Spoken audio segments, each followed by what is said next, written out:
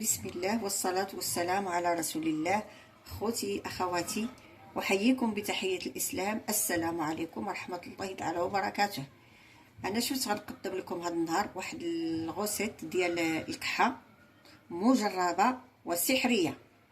أنا لاحظت هاد الأيام الناس بزاف اللي كيكحوا، كنشوف في الزنقة في السوق في عادي في أي بلاصة الناس بزاف اللي كيكحوا كيقول لك جربنا السيرويات، جربنا كذا، جربنا.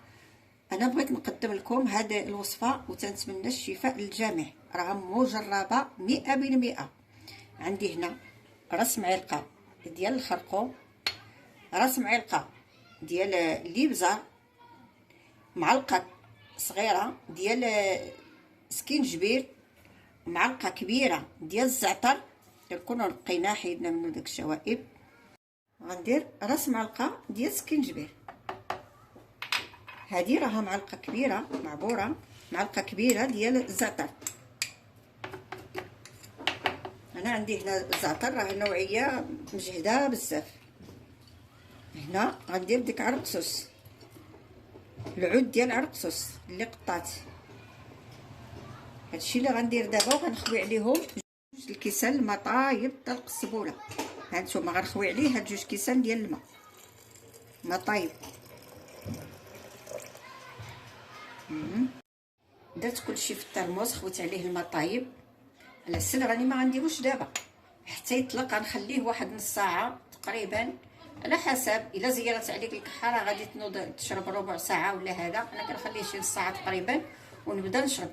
فوقاش ما زيرت عليك الكحه كتخوي نص كاس ديال هاد الشوب ودير فيهم العسل. راه خليته واحد نص ساعه تقريبا. غديري نص كاس، دير فيه معلقه العسل، تحرك وتشرب. غادي يبقى الاخر في الترموس تزير عليه يبقى سخون.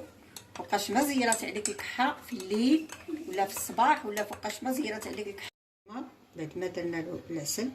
راه هاد الوصفه مجربه وسحريه ما شاء الله. اللي جربها كله كيرحمني عليها.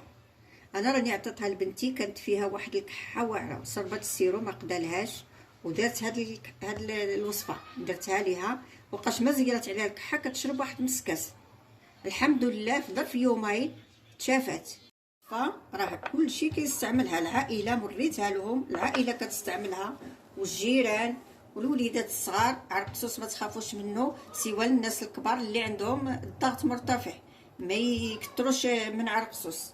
اما المواد الاخرين كلها صالحه والحمد لله طبيعيه ما فيها حتى شي حاجه.